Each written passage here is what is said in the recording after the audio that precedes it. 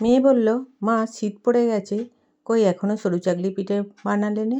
তাই আজকে সকাল সকালই আমি 500 সরু চাকলি পিঠে বানানোর জন্য আতপ চাল ভিজিয়ে দিলাম আর 50-এর মতো বিউলির ডাল।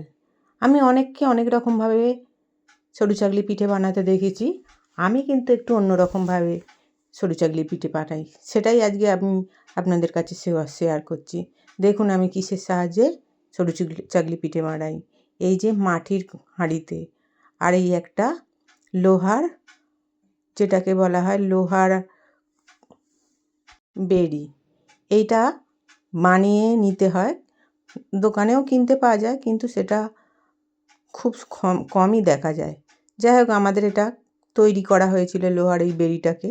আমি এখন মিক্সিতে 500 চাল আর ডালও বেটে নিয়েছি। ডালটাকে অনেকক্ষণ ধরে ফেটিয়ে নিতে হবে, তবে সুন্দর পিঠেটা হয়। বিউলির ডাল আর এই আতপ চাল দিয়েই আমাদের এই পিঠেটা বানানো হয়। আর এই যে কলা পাতার ডাঁটা হচ্ছে আমার ব্রাশ, যেটার সাহায্যে আমি হাঁড়ির মধ্যে তেল বুলিয়ে একটা একটা করে পিঠে বানাচ্ছি। দেখুন বন্ধুরা, কীরকম পিঠে বানানো হয়, পুরো পাতলা কাগজের মতো। দুপাশ তো দেখা যাবে, তা এমনকি সমস্ত কিছুই দেখা যাবে। এদিক ওদিক করলে একদম দুপাশের সমস্ত দৃষ্টি চলে যাবে, এত পাতলা এই হাঁড়ির পিঠে হয়। হাঁড়ির পিঠে কিন্তু আপনারা কোনো দিনও যদি বানিয়ে দেখেন, অসম্ভব সুন্দর টেস্ট, খেতেও ভালো আর খুব মুচমুচে হয়।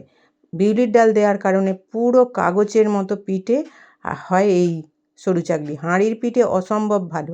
আমার শাশুড়ি যখন থাকতো এই পিঠে বানাতো অন্তত শীতের সময় 8-10 বার, কারণ বহু লোক এই পিঠেটা খেতে পছন্দ করতো। আর আমার শাশুড়ি এত চাষের ধান হতো যে সেই চালের 1 বস্তা ধান শুধু আতপ চালই বানাতো, সারা মাস ধরে পিঠে করে তার বাড়ি পাঠাতো, মেয়ের বাড়ি, জামাই বাড়ি, আরও নিজের বোনের বাড়ি, সকলের বাড়ি পিঠে বানিয়ে বানিয়ে পাঠাতো। মা তো এখন নেই, আমাকে কিন্তু এই কাজটা শিখিয়ে দিয়ে গেছে। আমিও মায়ের মতো সুন্দর পিঠে বানাতে পারি। এই হাঁড়িতে পিঠে সবাই খেতে ভালোবাসে। আমি হয়তো এখনও অতজনকে দিতে পারি না, তবে কিছু কিছু লোককে এখনও আমি পাঠিয়ে থাকি। তারা আমার এই পিঠের আশায় থাকে। অসম্ভব ভালো এই পিঠেগুলো হয়। একটা একটা করে পিঠে বানাতে হয়, আর প্রত্যেকবার কিন্তু ওই কলার ডাঁটির তেল বুলিয়ে একটু মেজে নিতে হয় হাঁড়িটায়। নতুন হাঁড়িতে করা একটু কষ্টকর, কারণ হাঁড়ির গা তো একটু খসখসে হয়। তাই এই হাঁড়িতে যদি প্রথমবার করতে হয়, তাহলে কিন্তু অনেকবার এর মধ্যে বেগুন ভাজা, আলু ভাজা, প্রায় 1 সপ্তাহ এটাকে ব্যবহার করে তেলা করতে হয়।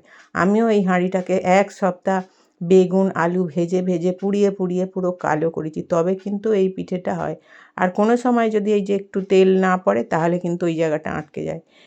আমি তো প্রত্যেকটা পিঠে হাতের সাহায্যেই তুলে নিই, কিন্তু কারো যদি গরম লাগে তাহলে হাঁড়িটাই এরকম উল্টে দিলেই কিন্তু পিঠেগুলো পড়ে যায়। বন্ধুরা, আমার এই পিঠের রেসিপিটা যদি আপনাদের ভালো লেগে থাকে, তাহলে একটা লাইক, ফলো ও শেয়ার করে দেবেন।